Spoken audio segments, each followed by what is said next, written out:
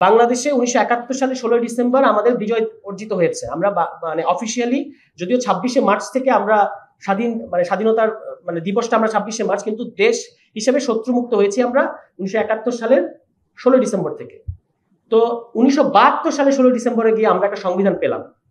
এই যে এক বছর কিভাবে আমরা চলেছি, এক বছর যখন সংবিধান ছিল না, তখন শেখ মুজিবুর রহমান সাহেব এসে একটা রাষ্ট্রপতির আদেশ জারি করেন নাই, সাংবিধানিক আদেশ, অস্থায়ী সাংবিধানিক আদেশ জারি করেন নাই। এটা কি সাদিক মালিক সাহেব জানেন না? অবাক করা কথাবার্তা। তো সাংবিধানিক আদেশ কখন লাগে? যখন আপনি একটা নতুন সংবিধান বানাবেন কিংবা অন্তর্বর্তী একটা পর্যায়ে আছেন, তখন একটা সাংবিধানিক আদেশের মধ্যে দিয়ে, এক পাতার একটা ডকুমেন্টের মধ্যে দিয়ে, ডকুমেন্টটা পড়ে দেখেন, এই যে থান ইটের মতো একটা সংবিধান, এত বড় সংবিধান তো আমাদের দরকার নাই, এক পাতা ডকুমেন্টই চলে। দেখেন ওখানে কি বলা আছে, কিভাবে বিচার বিভাগ গঠিত হবে, কিভাবে আমলাতন্ত্র গঠিত হবে, কিভাবে ট্যাক্স কালেকশন হবে, সব তো এক পাতায় বলা শেষ। তাহলে ওই যে সাংবিধানিক ধারাবাহিকতার দোহাই দেওয়া হয়, যে সাংবিধানিক ধারাবাহিকতা কি হবে যদি সংবিধানকে আমরা এখন পোস্টপোন করি?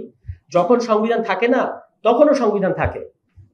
কারণ হচ্ছে যে আপনার তখন এই যে এখন যেটা পিএসসির কথা এসছে, সাংবিধানিক আদেশ, আপনি তো সাংবিধানিক আদেশ দিয়ে 56 সালে একবার সংবিধান বাতিল করা হলো এবং একটা অস্থায়ী সাংবিধানিক আদেশ দেওয়া হলো।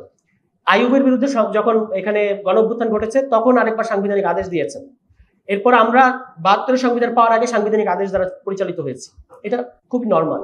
দ্বিতীয় কথা হচ্ছে, ধরেন আমরা গণঅভ্যুত্থান লাগবে কেন?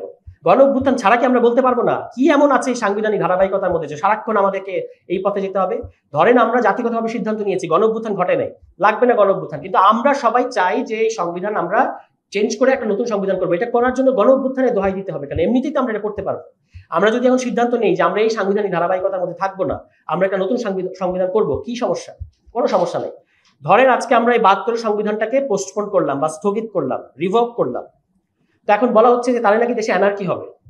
এখন এগুলো শুনলে খুব অবাক লাগে। আমরা তো আইনের ব্যাকগ্রাউন্ডের না, তবু আমরা এগুলো বুঝি, ওনারা বুঝেন না কেন? ল কন্টিনিউয়েন্স এনফোর্সমেন্ট অর্ডার নামে একটা জিনিস আছে, সানি ভাই নিশ্চয়ই উনি জানেন যে আমরা আজকে সংবিধানটা বাতিল করে দিলাম, কিন্তু ল কন্টিনিউয়েন্স এনফোর্সমেন্ট অর্ডার, আইনের ধারাবাহিকতা রক্ষা, এইটার আরেকটা ডিক্রি জারি করে আমরা বলবো যে নতুন সংবিধান হওয়ার আগ পর্যন্ত পুরনো সংবিধানের আইনগুলো দ্বারা চলবে। তবে সংবিধানের যে এখনকার যে আদেশ বা এখনকার যে স্পিরিট, এটার সাথে বিদ্যমান সংবিধানের ওই সকল আইনের যেগুলো সাংঘর্ষিক, সেগুলো প্রাধান্য পাবে না। সিম্পল কথা, শেষ। এইভাবেই চলা যায়, এটা কোনো সমস্যা না। দ্বিতীয় কথা হচ্ছে, এখন এই যে আরেকটা তুহিন একটা কথা তুলেছেন, খুব ইম্পর্টেন্ট, 106। এই যে 106, এই কারণে আমি বললাম যে এরা একবার বেলতলায় যায়, আমাদের এরা বারবার আদালতের কাছে পাঠাবে।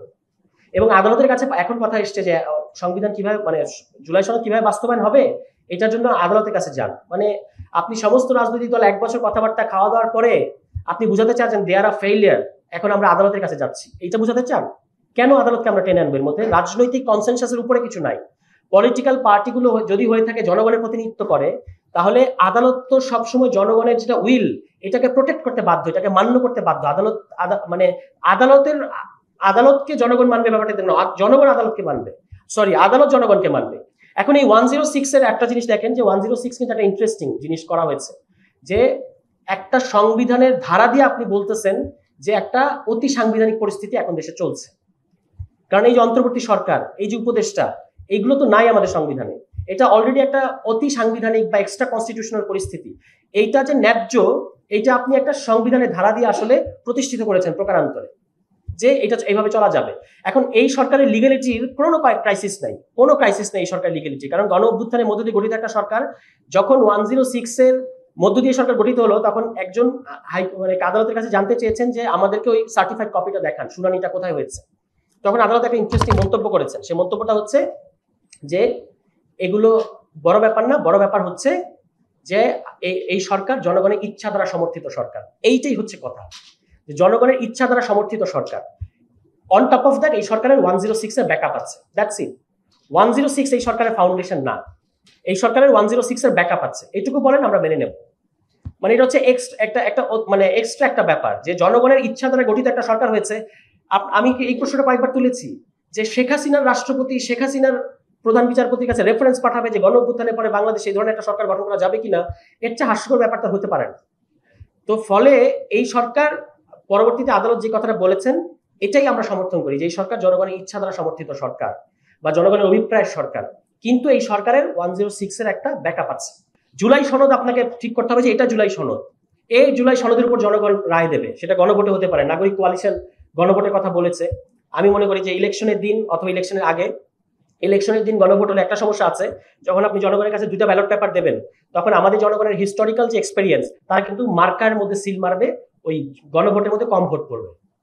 এই কারণে আগেই যদি সম্ভব হয়, যদিও এটা একটু খরচ সাপেক্ষ ব্যাপার, ইনফ্রাস্ট্রাকচার অনেক বিষয় আছে, যে আবার আলাদা করে গণভোট আয়োজন করা একই দিনে হলেও সমস্যা নাই, কিন্তু জুলাই সনদটা বাস্তবায়ন হতে হবে কোনো না কোনো ফর্মের জনগণের অভিপ্রায়ের উপর নির্ভর করে, পার্লামেন্ট না। পার্লামেন্ট হচ্ছে জনগণের প্রতিনিধি। আপনি ব্যবসা করছেন, আপনি একজনকে হাটে পাঠিয়েছেন, তিনি আপনার অভিপ্রায় অনুযায়ী কাজ করবেন, তিনি আপনার অভিপ্রায় বদলে দিতে পারবেন না। তো জনগণেরও ব্যাপারটা তাই, জনগণ যাদেরকে প্রতিনিধি হিসেবে পাঠাচ্ছে পার্লামেন্টে, তারা প্রতিনিধি, তারা জনগণের অভিপ্রায়ের ব্যাপারে মতামত দিতে পারবে না, জনগণের অভিপ্রায় অনুযায়ী অ্যাক্ট করবে, এটাই হচ্ছে তাদের কাজ। এই কারণে পার্লামেন্টটা কোনোভাবেই গ্রহণযোগ্য পদ্ধতি না। এখন এই কথাটা বারবার সালাউদ্দিন ভাই বলেন, সবার শেষে বলেন বলে আমরা বাইরে এসে মিডিয়ায় বলতে পারি, কিন্তু ওখানে যেটাকে আমরা কাউন্টার করবো, এটার সুযোগ কিন্তু হয় না।